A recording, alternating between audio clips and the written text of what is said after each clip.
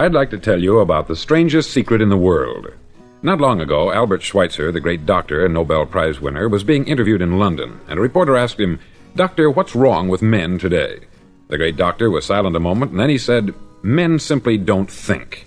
And it's about this that I want to talk with you. We live today in a golden age. This is an era that man has looked forward, dreamed of, and worked toward for thousands of years. But since it's here, we pretty well take it for granted. We in America are particularly fortunate to live in the richest land that ever existed on the face of the earth, a land of abundant opportunity for everyone. But do you know what happens? Let's take 100 men who start even at the age of 25. Do you have any idea what will happen to those men by the time they're 65? These 100 men who all start even at the age of 25 believe they're going to be successful. If you asked any one of these men if he wanted to be a success, he'd tell you that he did. And you'd notice that he was eager toward life, that there was a certain sparkle to his eye, an erectness to his carriage, and life seemed like a pretty interesting adventure to him. But by the time they're 65, 1 will be rich, 4 will be financially independent, 5 will still be working, 54 will be broke. Now think a moment. Out of the 100, only 5 make the grade. Why do so many fail? What has happened to the sparkle that was there when they were 25? What's become of the dreams, the hopes, the plans? And why is there such a large disparity between what these men intended to do and what they actually accomplished? When we say about 5% achieve success, we have to define success. And here's the definition. Success is the progressive realization of a worthy ideal. If a man is working toward a predetermined goal and knows where he's going, that man is a success. If he's not doing that, he's a failure. Success is the progressive realization of a worthy ideal. Rollo May, the distinguished psychiatrist, wrote a wonderful book called Man's Search for Himself.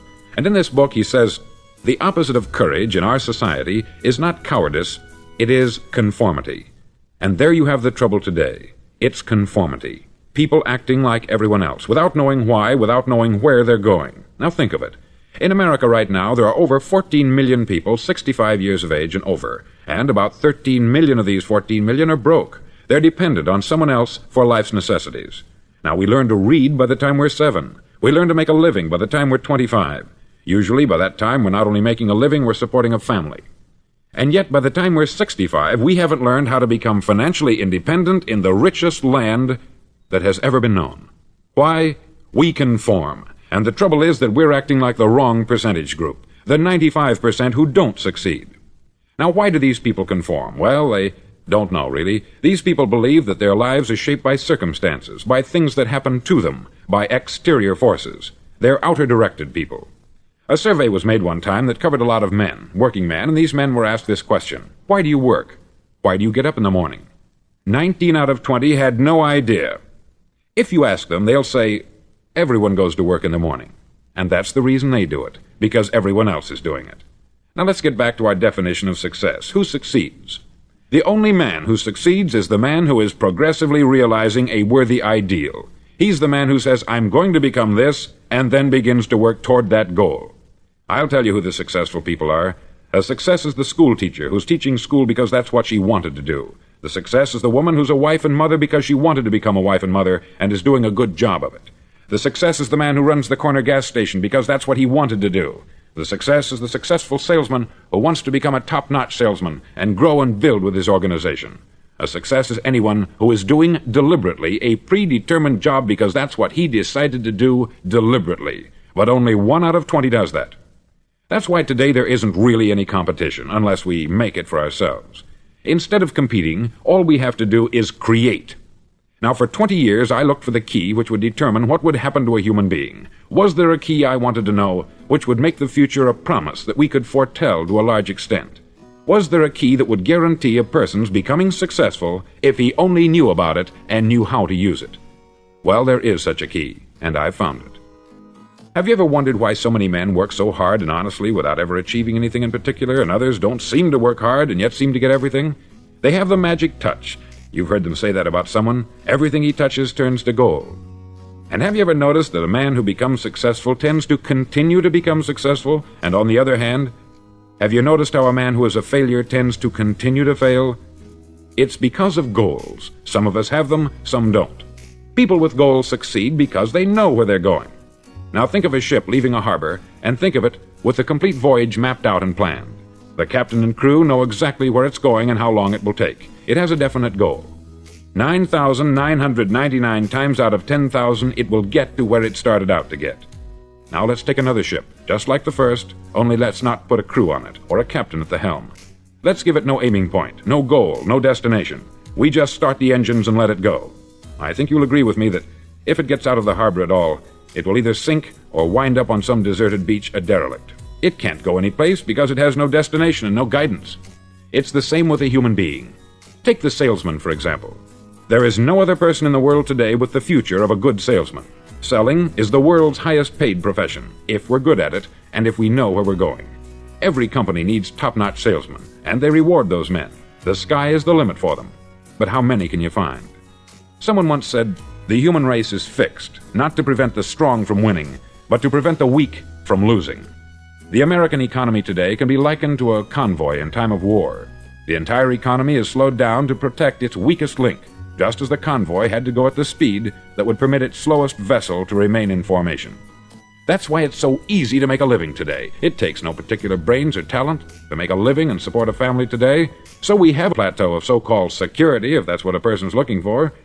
But we do have to decide how high above this plateau we want to aim for. Now let's get back to the strangest secret in the world, the story that I wanted to tell you today. Why do men with goals succeed in life, and men without them fail? Well, let me tell you something which, if you really understand it, will alter your life immediately. If you understand completely what I'm going to tell you from this moment on, your life will never be the same again. You'll suddenly find that good luck just seems to be attracted to you. The things you want just seem to fall in line. And from now on, you won't have the problems, the worries, the gnawing lump of anxiety that perhaps you've experienced before. Doubt, fear, well, they'll be things of the past. Here's the key to success, and the key to failure. We become what we think about. Now let me say that again. We become what we think about. Throughout all history, the great wise men and teachers, philosophers and prophets have disagreed with one another on many different things. It is only on this one point that they are in complete and unanimous agreement. Listen to what Marcus Aurelius, the great Roman emperor, said. He said, "A man's life is what his thoughts make of it." Disraeli said this, "Everything comes if a man will only wait.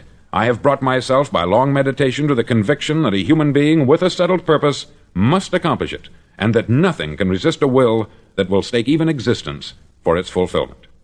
Ralph Waldo Emerson said this, "A man is what he thinks about all day long."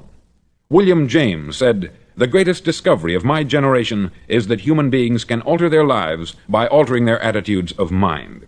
And he also said, "We need only in cold blood act as if the thing in question were real, and it will become infallibly real by growing into such a connection with our life that it will become real. It will become so knit with habit and emotion that our interest in it will be those which characterize belief." He also said this, "If you only care enough for a result, you will almost certainly attain it. If you wish to be rich, you will be rich. If you wish to be learned, you will be learned. If you wish to be good, you will be good. Only you must then really wish these things, and wish them exclusively, and not wish at the same time 100 other incompatible things just as strongly." In the Bible you read, in Mark 9:23, "If thou canst believe, all things are possible to him that believeth." Dr. Norman Vincent Peale said this, "This is one of the greatest laws in the universe. Fervently do I wish I had discovered it as a very young man. It dawned upon me much later in life, and I found it to be one of the greatest, if not my greatest discovery outside of my relationship to God. And the great law, briefly and simply stated, is that if you think in negative terms, you'll get negative results. If you think in positive terms, you will achieve positive results. That is the simple fact which is at the basis of an astonishing law of prosperity and success. In 3 words, believe and succeed."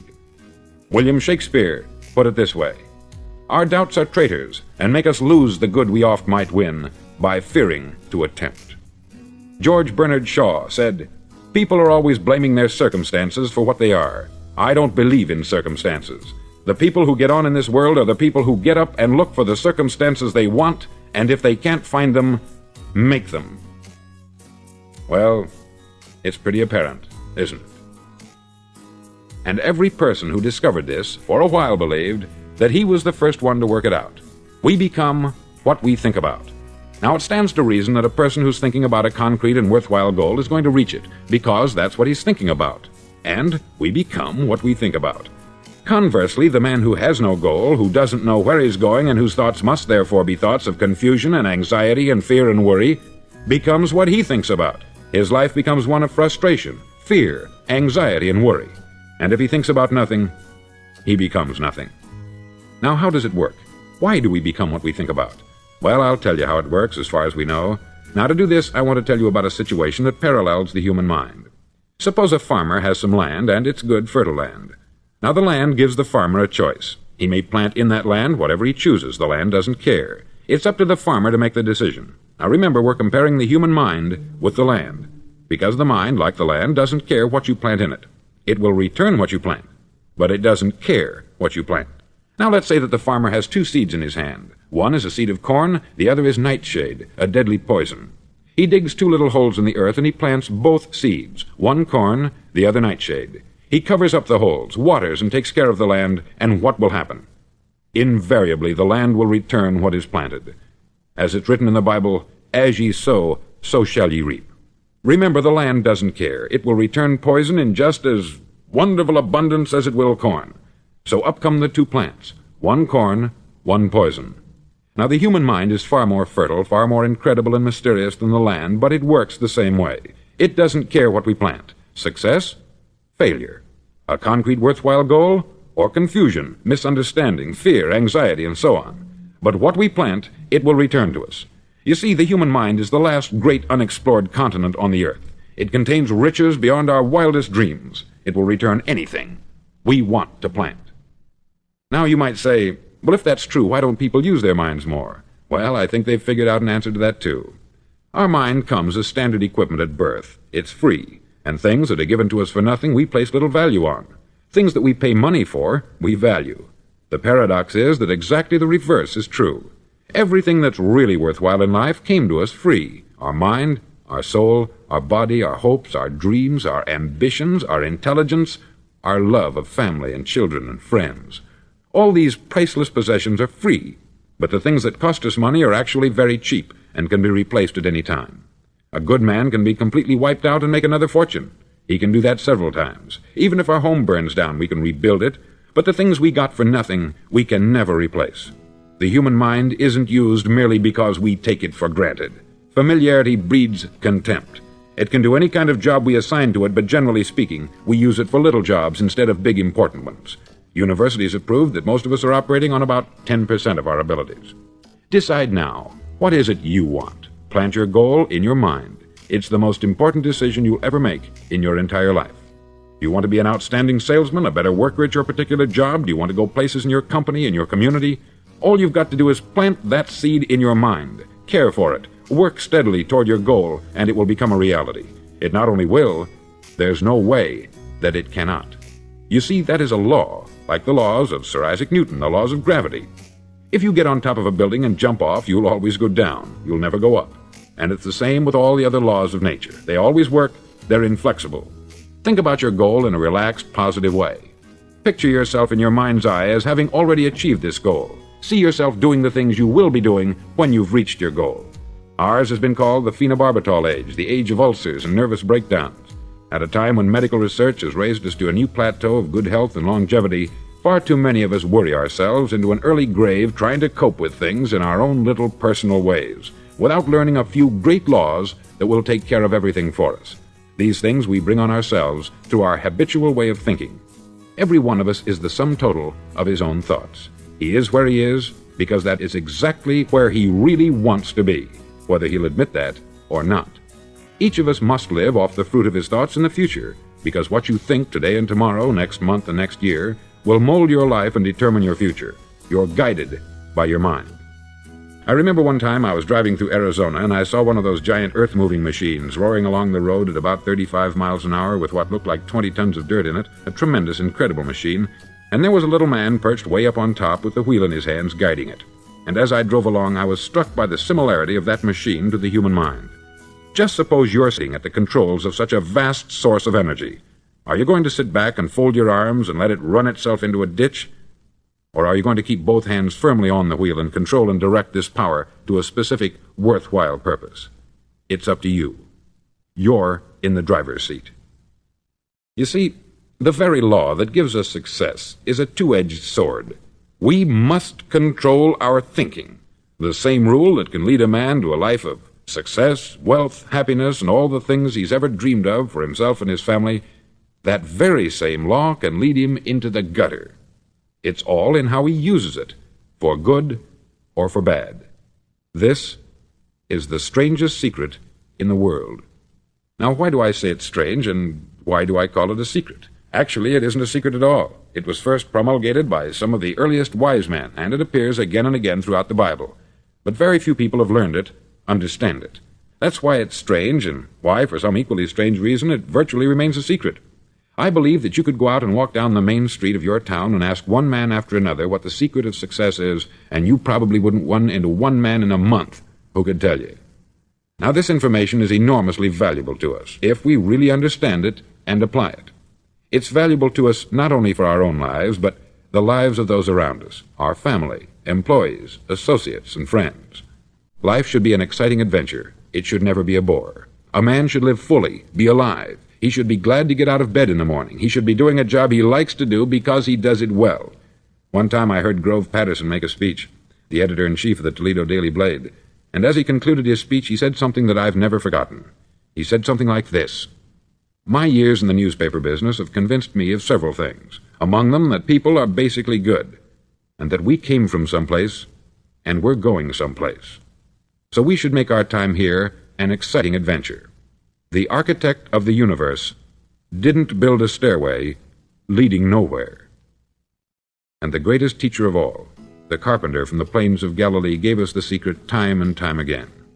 As ye believe, so shall it be done unto you. I've explained the strangest secret in the world and how it works. Now I want to explain how you can prove to yourself the enormous returns possible in your own life by putting this secret to a practical test. I want you to make a test that will last 30 days.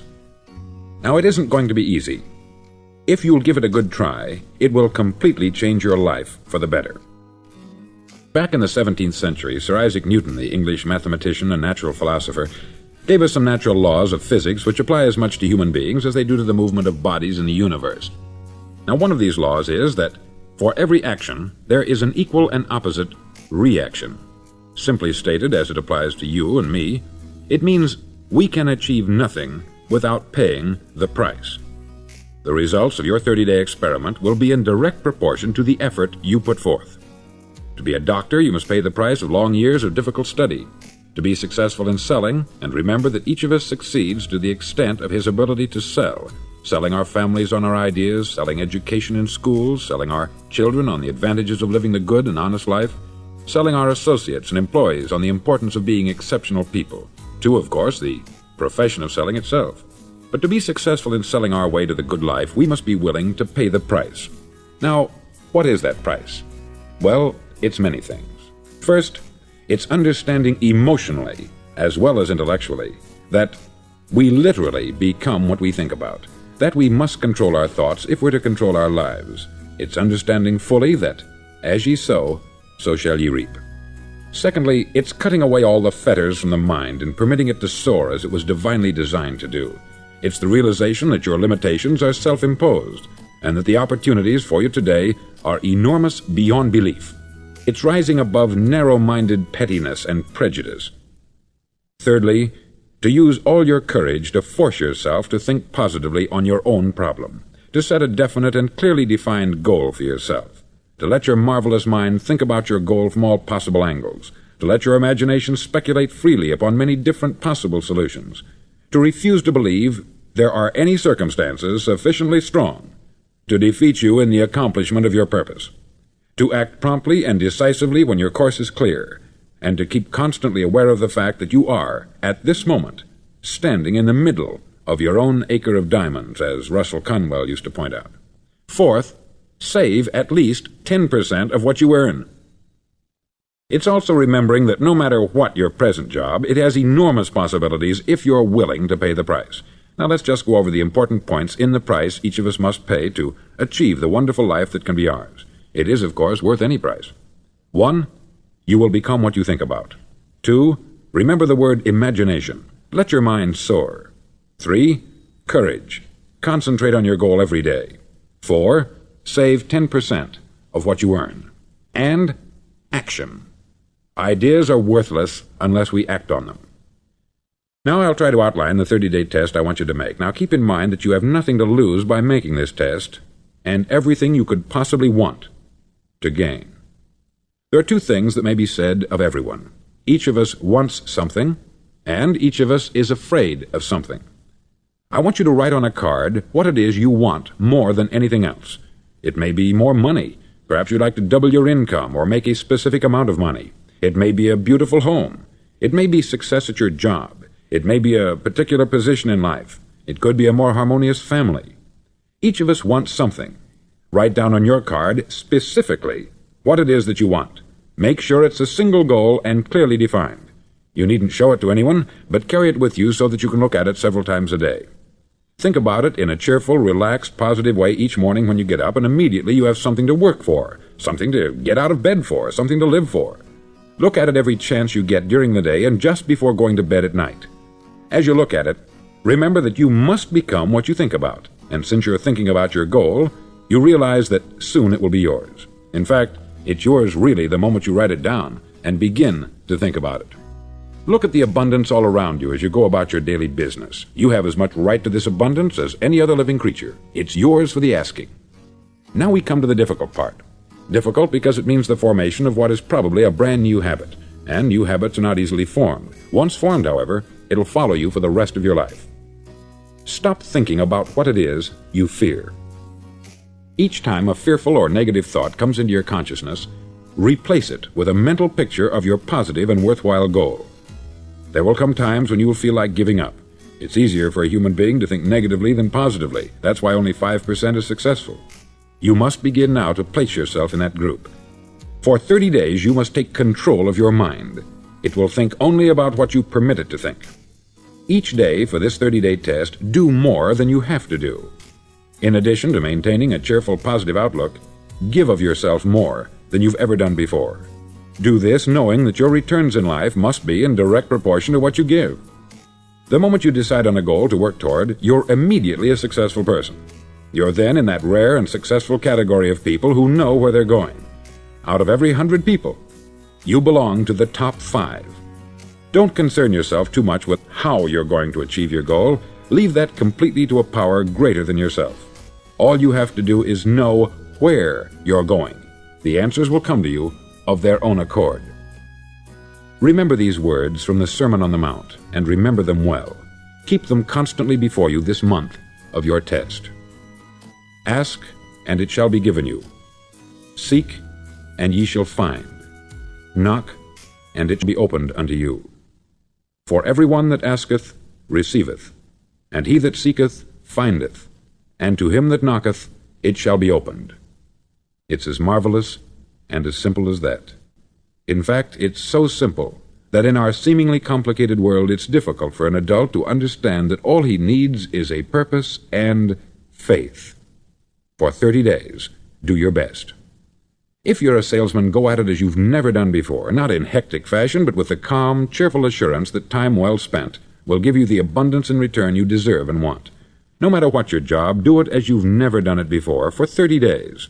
And if you've kept your goal before you every day, you'll wonder and marvel at this new life you've found.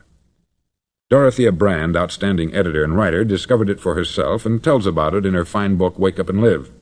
Her entire philosophy is reduced to the words, act as though it were impossible to fail. She made her own test with sincerity and faith, and her entire life was changed to one of overwhelming success. Now you make your test for 30 full days. Don't start your test until you've made up your mind to stick with it. You see, by being persistent, you're demonstrating faith. Persistence is simply another word for faith. If you didn't have faith, you would never persist. If you should fail during your first 30 days, by that I mean suddenly find yourself overwhelmed by negative thoughts, you've got to start over again from that point and go 30 more days.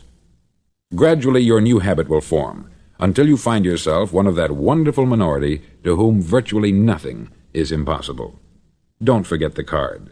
It's vitally important as you begin this new way of living. On one side of the card, write your goal, whatever it may be. On the other side, write the words we've quoted from the Sermon on the Mount. Ask, and it shall be given you.